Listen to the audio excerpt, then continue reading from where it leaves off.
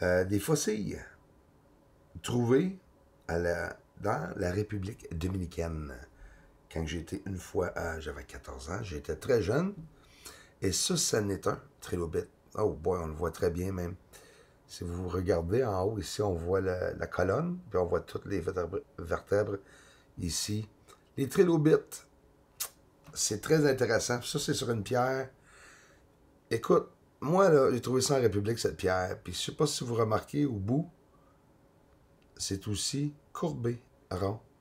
Il y a un morceau de coupé dedans. Hein? Fait penser quasiment à une hache.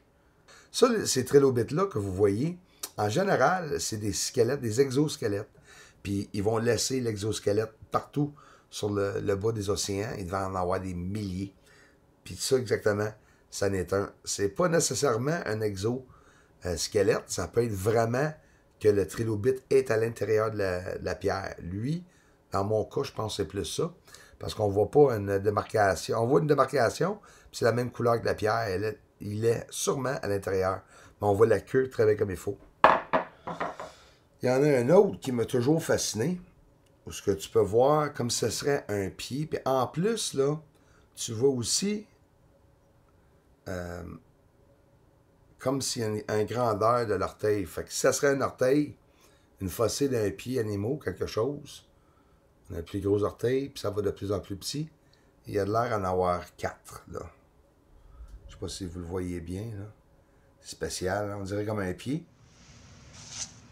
Toi, les amis, la nouvelle année, puis ça pousse encore, puis c'est pas des farces, là. Le gazon pousse encore ici. Tu vu ça? Incroyable, c'est encore vert à terre. Toujours pas de neige. Là, on arrive on est quoi, là? 20, 21 qui s'en vient? Bon, juste pour vous dire que j'ai pu profiter, comme par exemple hier, sortir dehors à l'extérieur sans avoir raison de pelleter ou de m'habiller vraiment chaudement. C'est sûr que c'est frais quand même, mais non, c'est au-dessus de zéro. C'est extraordinaire. En même temps, c'est juste assez frais pour avoir une belle image de la Lune. Mais c'est quand même incroyable qu'on arrive au mois de janvier puis qu'il n'y a pas encore de neige à terre sur le sol ici. Ça, je peux avouer, c'est la première fois de ma vie. J'ai jamais vu ça de ma vie. Me rendre jusqu'au mois de janvier sans aucune accumulation. Et en plus, le plus qu'on a eu de neige, c'est hier. Hier, il doit être tombé à 2-3 cm. Puis ça a tout disparu dans la nuit. Dans la nuit, ça a tout complètement disparu, ça l'a fondu. Je me suis réveillé un matin, il fait beau, le vent soufflait dehors tout à sec. Ça, c'est très rare. Fait que, c'est quoi qui a écrasé exactement? Oublions pas là, que Bereshit là, était pratiquement atterri. Hein? Il restait quelques secondes avant l'atterrissage. La vitesse ralentissait aussi. Ils ont peut-être survécu, hein? Quand tu dis survécu, de qui tu parles, tu dis? Ben, les tardigrades. Ils ont envoyé de la vie sur la Lune, incluant un DVD, une archive de 30 millions de pages d'informations sur des exemples de DNA humain. Eh oui. Et des milliers de tardigrades microscopiques. En anglais, on les appelle des water bears. Eux, ils peuvent survivre dans pratiquement n'importe quel environnement, incluant l'espace. Fait qu'en réalité, les Indes israéliens, Israël, ils ont fait écraser des milliers de bébites sur la Lune, puis là, ils sont en train de se promener partout. Et oui, ils se promènent partout. Pourquoi? Parce que le chef d'équipe, il a dit que, supposément, qu'il serait encore en vie, et que l'information, la documentation, c'est en métal, là. C'est pas un disque en plastique, hein, qu'ils ont monté là. Wikipédia, les amis, au complet sur la Lune, hein, imagine donc. Tous les renseignements, comme je vous ai dit, le DNA, des exemples de DNA humain, des exemples de DNA d'animaux, au complet, une liste de même des émissions qui ont joué à la télévision, des personnes populaires, au-dessus de des milliers de livres et de renseignements. Mais pourquoi ils ont fait ça? Ah! Obama, la destruction des États-Unis. Ça vient de sortir dans les nouvelles, là.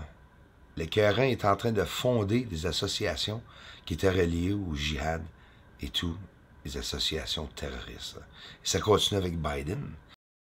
Une autre affaire, est-ce que là, on est en train de regarder le début possiblement d'une guerre pour la Lune.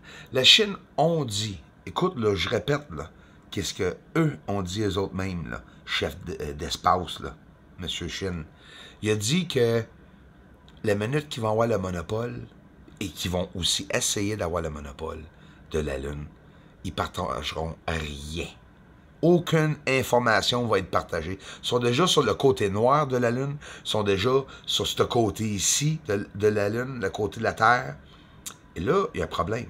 Si Biden entre comme président, ils veulent transférer tous les renseignements, l'intelligence d'espace de la NASA et de tout aux Chines. Pourquoi qu'ils feraient ça si la Chine veut baser leur recherche d'espace pratiquement uniquement pour le militaire? Ah. OK. Écoute, on s'en va sur la Lune. Que pensez-vous de ça? Parce que la Lune a beaucoup de choses à nous montrer. Même à l'intérieur de Clavius. Il y a des formes, même à l'intérieur de Clavius, où ce que nous voyons que les supposés ombrages ne suivent pas du tout les supposés cratères à côté. C'est incroyable. Et sur la Lune, ici, des connexions et toutes ces petites structures qui sont assis par-dessus tous les objets, les différents niveaux du sol. C'est là, quand j'ai vu ça, j'ai dit « Wow! » C'est des villes, la grosseur de plein de villes, toutes connectées, tous les différents objets sur le sol que la NASA nous ont jamais montré, ni parlé de ça. Fait qu'on voit des carrés, des rectangles, même si c'est des différents niveaux, un par-dessus l'autre, que vous voyez tout simplement au bout ce que le promontorium, ce que le Sinusoridum, aucune cachette, ici sans filtre. Toute la surface que vous voyez, là, c'est tout élevé, puis ça nous montre toute la preuve à cause de la ligne du Terminateur. Il n'y a aucune manipulation là. Les cratères qui ont de l'air carré, écoute, ils ont de l'air découpés, carrément. Il y a des objets qui dépassent, qui longent les rebords. Ici, c'est un objet qui est décollé ou qui a apparu tout près de la Lune, des lumières qui vont à la Lune, des lumières qui décollent de la Lune à tous les jours. Il s'agit de regarder et de finir par en avoir un. Puis celle-ci s'est déplacée, c'est un objet, puis tu vois là, toutes les lumières quand cet objet a comme bougé dans le ciel. Je vais faire un en direct demain pour vous, samedi. Ça devrait être à la même heure, sinon je vais le faire peut-être un peu plus tard. Je veux que ce soit une bonne heure pour vous. On peut passer une heure ou deux ensemble pour jaser de plein d'affaires. C'est quoi ça? C'est un cratère qu'on vient de voir? Non. Puis ça, là, le triangle à terre creusé, là, ou l'objet, il y en a beaucoup sur le sol. Vraiment, vraiment beaucoup. J'en ai montré peut-être une dizaine. Je pense que c'est safe à dire. Comme il faut, une dizaine. Beaucoup d'objets sur la Lune, et même une couple de plusieurs objets que j'ai réussi à capter juste en 2020, qui approchaient la Lune aussi, comme cet fameux objet-là, et qui change de forme. Il va falloir examiner ça pas mal de plus près. C'est un objet, carrément, qui est en train de pogner en feu, et on voit des frames avant que ça pogne en feu. C'est un objet gigantesque, hein? C'est pas mal gros. Des changements de direction avec l'infrarouge ici dans le ciel, avant que tout est devenu tranquille, il y a une couple de semaines. Très attentionné à ça, je regarde tous les soirs dehors pour voir, et il y a vraiment une baisse dans la quantité de lumière qu'on voit. Je n'en vois pas une. Pas un. C'est pas des farces que je vous dis. Je serais menteur si je vous dirais le contraire. J'en vois habituellement une soixantaine par soir. Et c'est devenu tranquille soudainement. Je vais continuer à prendre note de ce qui arrive. Un autre carré que vous venez de voir dans le Mare Serenitatis. Il y a des carrés partout. Regarde les lumières.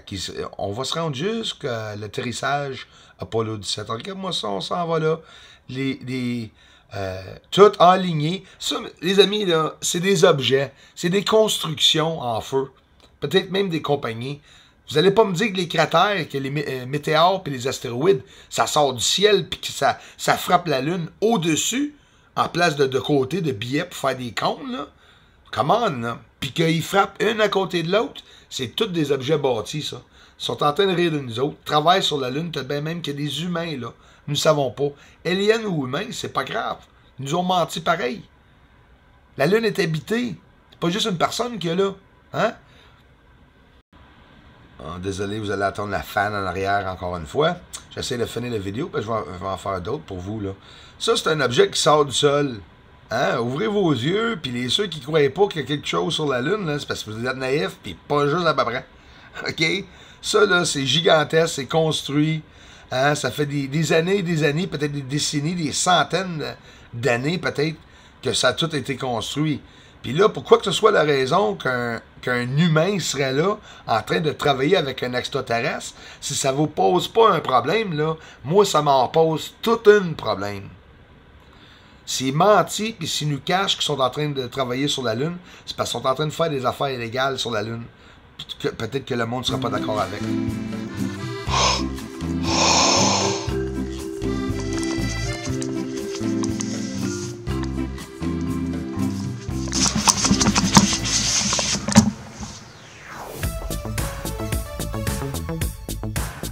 Ah, ça va être quoi 2021, c'ti?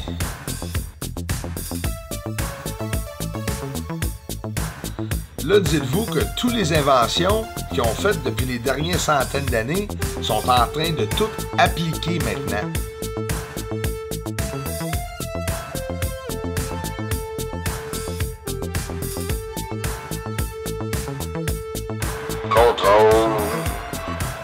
Contrôle. 2021. Oh, qu'il va y avoir des surprises.